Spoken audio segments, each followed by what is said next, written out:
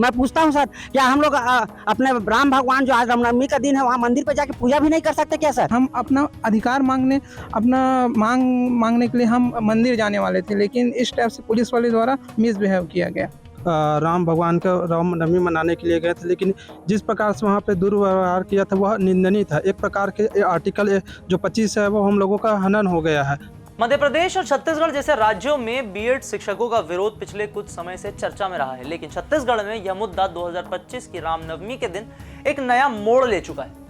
रायपुर में सैकड़ों बीएड प्रशिक्षित सहायक शिक्षक जो अपनी नौकरी की मांग को लेकर लंबे समय से आंदोलन कर रहे थे, इस पवित्र दिन पर राम मंदिर जाने की योजना बना रहे थे। इन शिक्षकों का कहना था कि वे भगवान राम से अपनी नौकरी की सुरक्षा और समायोजन के लिए प्रार्थना करना चाहते थे, जो छत्तीसगढ़ सरकार से उन्हें मिल नहीं पा रही थी।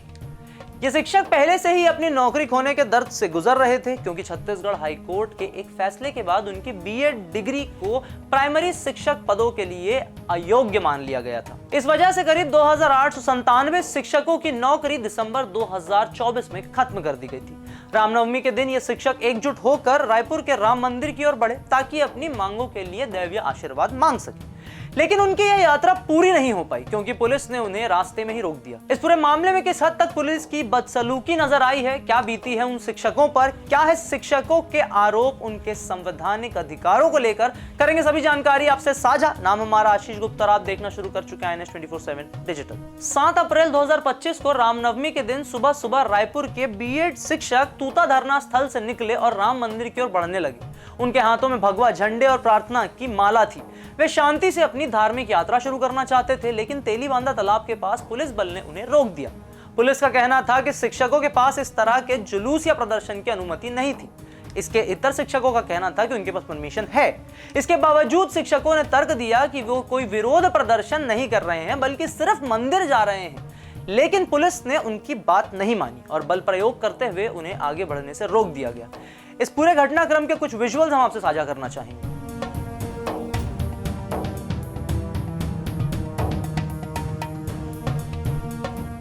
कुछ शिक्षकों का आरोप है कि पुलिस ने उनके साथ धक्का मुक्की की और उन्हें जबरदस्ती बसों में बिठाकर हटा दिया। इस घटना से शिक्षक बेहद आहत हुए क्योंकि उन्हें लगा कि उनकी धार्मिक स्वतंत्रता पर हमला हुआ है।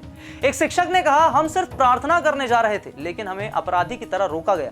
यह संविधान के खिलाफ है। इस पूरे व्याख्याता के बाद एक बार हम आपको शिक्षकों की जुबानी सुनाना चाहते हैं कि उनकी आप बीती, मतलब उन पर क्या बीती थी। हम लोगों को पूछा गया, क्या तुम लोग बीएड वाले हो? जैसे ही हम बोलते कि हाँ बीएड वाले हैं, तो उन्होंने वहाँ हम लोग मंदिर पूजा कर रहे थे सर, वहाँ से पीछे से उठ नहीं रहे थे सर। पूजा करने में क्या कोई अपराध है कह के उनको बोले, तो उतना बोलने पर ही वो क्या यहाँ करने आए हो ऐसा शब्द का प्रयोग किया है सर। इतना माँ बहन भाई बहन सबका गाली दिया है। मैं यहाँ सार्वजनिक मंच में आपको बोल नहीं सकता। उसके बाद में भी हम लोग मतलब उकसाया है एक तरह से हमको कुछ करे कह के, लेकिन हम लोग शांत है सर। उसके बाद में भी ना नहीं आ रहे थे वहाँ पूजा, तो अपना धार्मिक स्वतंत्रता का हक है, इसको आप नहीं छीन सकते। तो गेबरी को यहाँ पर पकड़ के खींच के वहाँ लाया है सर। उसके बाद मोबाइल को छीन लिया था। मोबाइल में सब कैमरा को गैलरी में देख रहा है कि आप तुम पुराना वीडियो दिए देख रहे थे करके बोला है सर, और हमको जबरदस्ती बस में किया है सर। मैं पूछता हूँ सर, क्या हम लोग अपने राम भगवान जो आज रामनवमी का दिन है वहाँ मंदिर पे जाके पूजा भी नहीं कर सकते क्या सर?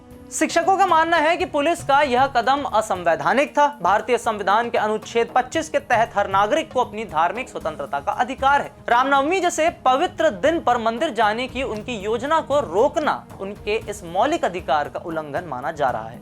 शिक्षकों का कहना है कि वे न तो सड़क जाम कर रहे थे और न ही कोई हिंसा कर रहे थे, फिर भी पुलिस ने बिना किसी ठोस वजह के उन्हें रोक दिया। इस घटना के बाद शिक्षकों में गुस्सा और निराशा दोनों बढ़ चुकी है। कई शिक्षकों ने इस सरकार की उदासीनता का सबूत बताया। उनका कहना है कि पहले उनकी नौकरी छीनी गई और अब उनकी प्रार्थना का अधिकार भी छीन लिया गया।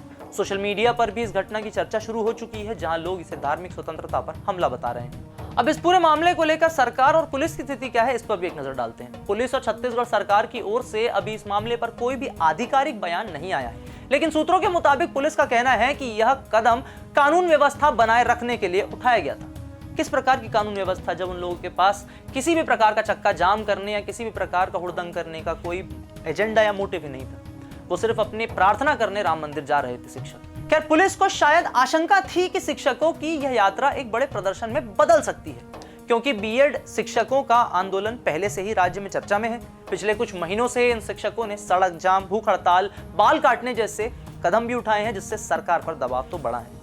लेकिन शिक्षकों का कहना है कि रामनवमी की यात्रा सिर्फ धार्मिक थी और इसे गलत समझा गया। सरकार पहले ही इन शिक्षकों के समायोजन के लिए कमेटी बना चुकी है, लेकिन अभी तक कोई ठोस फैसला नहीं हुआ है। इस घटना ने सरकार की मुश्किलें और बढ़ा दी हैं, क्योंकि अब यह सिर्फ नौकरी का मुद्दा नहीं है, बल्कि धार्मिक भगवानों से जुड़ा मामला बन चुका है। तो ये थे शिक्षकों को लेकर, उनके मौलिक अधिकारों को लेकर उनकी कही हुई बातों के ऊपर एक अपडेटेड रिपोर्ट। वीडियो पसंद है तो इसे लाइक करें, शेयर करें, चैनल को फॉलो, सब्सक्राइब करना ना भूलें।